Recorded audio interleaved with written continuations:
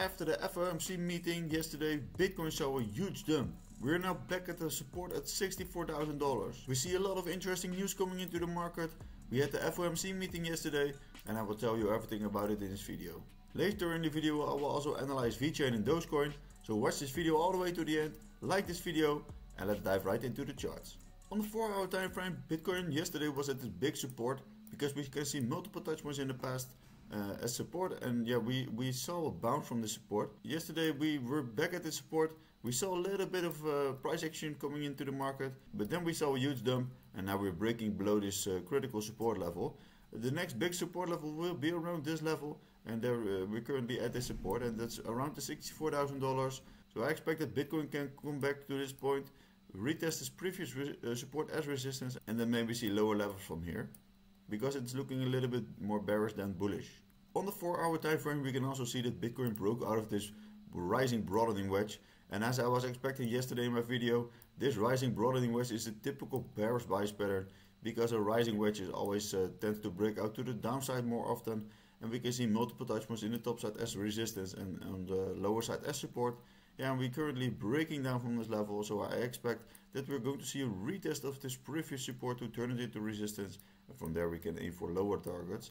So yeah, this is looking a little bit more bearish than bullish actually, but we can also maybe see some strength coming into the market for Bitcoin, but we can also see a regain of this broadening wedge, then maybe see a retest of this previous support, and then just come back for higher targets. But for now I expect that we're going to see a retest and aim for lower targets. And yesterday the Bitcoin ETFs had a neutral day of inflow. We saw BlackRock bought for 21 million, and we saw a lot of outflows also in the Fidelity Bitcoin ETF. And in total we saw 0.3 million in inflows. And there's something new, because the Grayscale Bitcoin ETF bought for 18 million, and it was the first time they bought in the history. So this is very new, and this is a very good thing to see. We saw a lot of outflows in the Grayscale ETF because of this high commission, and people are switching to other Bitcoin ETFs. So this is a beautiful thing to see that Grayscale is finally buying into this ETF. And also the Ethereum ETF saw another interesting day, because they saw a negative day of outflow, because Grayscale is still selling their Ethereum heavily, and BlackRock bought a little bit less. So we saw a total outflow of 77 million yesterday, and that is a little bit too much if you ask me. But if Grayscale is done selling in maybe 1 or 2 weeks, we can maybe see more topside for Ethereum in the coming days. And on the daily time frame, I always talk about these horizontal levels for Bitcoin. We can see Bitcoin saw a huge rejection from this $68,000 resistance, and now we're back at this support. We saw a lot of touch points in the past as support and resistance, and currently, yeah, we are just back at this support. So let's see if Bitcoin can hold this 64,000 support and maybe see it bounce again back to the top side. But because we could also see the bearish scenario playing out, and that we're going to see a break of the support level, a retest of the support to turn it into resistance, and then come further back down. And then the big first level will be around the $60,000. But let's see if Bitcoin can create a bounce, revisit this topside resistance, and maybe force a break to the top side. And then yeah, we will maybe see a level around the $72,000 again. But for now we have to be a little bit patient. Bitcoin is still in this uptrend, so we don't want to create a new low, because that would create a bearish trend. But on the other chart we can also see this huge rejection on the top side was yeah, something to worry about, because we saw a lot of touch points in the past as resistance, and yeah, again this resistance is too strong for Bitcoin. So what we can see, we can maybe see a revisit of this top side resistance for this broadening wedge, and eventually we want to see a breakout to the top side, retest it as support, and then come further back up. But for now we are seeing a big rejection, so we have to aim for lower targets. And yeah, this will be the first big support, and that's where we are now. So if we're going all the way back down, that's could also possible that we could see the lower side support again, and then we have to aim for levels around the $52,000. But yesterday there was also the FOMC meeting. The Federal Reserve leaves the interest rates unchanged, and it remains the same. So in 48 days there will be the next FOMC meeting, and there is a 100% chance that we are going to see a rate cut. There's an 86% that we are going to see 25 basis points rate cut, and there's also a 13% chance that we're going to see 50 basis points rate cut.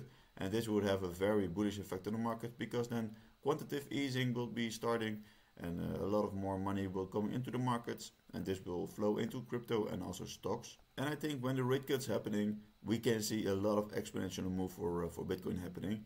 And this rate cut in September won't be the last rate cut, I think, because in the coming months we will see more rate cuts because they needed to stimulate the economy, and that's exactly what we want. And Bitcoin has still a breakout target of this triangle. It broke out of the $72,000. So the target is $72,000, and we are still in this uptrend. So maybe we can revisit this topside resistance, because we can see a lot of touch points in the past as resistance. And this resistance is the confluent with the breakout target. What we want to see is something similar like this. But for now we can see Bitcoin created some red candles on the daily time frame. But eventually we want to see this breakout target getting hit, and that will be around the $72,000. So the FOMC meeting had a bearish effect on the price of Bitcoin yesterday. But for the stocks, we saw a lot of bullishness coming into the market. 2 weeks ago we saw the S&P 500 created a new all-time high, but after that, last week we saw a little bit of bearishness coming into the market, also because Nvidia was going down a little bit. But we are now seeing a beautiful bounce to the top side, and we are creating this low. However, this is a lower low, so we could also maybe see a little bit of a trend reversal for now. So what we want to see for the S&P 500 is that we're going to see a new higher high, and that will indicate that we're still in this uptrend. But if we're going to create a new lower high, that means that we are also going to create a lower low, and that will mean that we are going to see a trend reversal, and that eventually we will see more downside from here. But also with the rate cut in the future, we can maybe see more positiveness coming into the market for the stock market. So this is looking very beautiful. So let me know in the comments if you're also investing in stocks and which stocks you are invested in. The first interesting altcoin I want to have a look at is VeChain.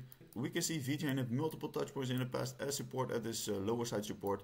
And a couple of weeks ago we saw a beautiful bounce from this support. We also saw a big rejection from this horizontal resistance line.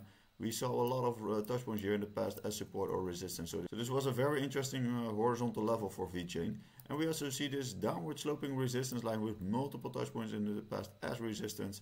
So eventually this price of VeChain is getting squeezed into this apex, and we will see a breakout in the coming weeks. And the apex is in the beginning of September, but most of the time this formation will break out before the apex is getting reached.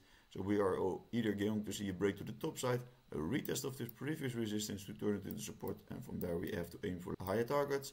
But we can also see a bearish scenario for VeChain playing out, and that we're going to see a break of the support level, and then a retest of the previous support to turn it into resistance, and then aim for lower targets.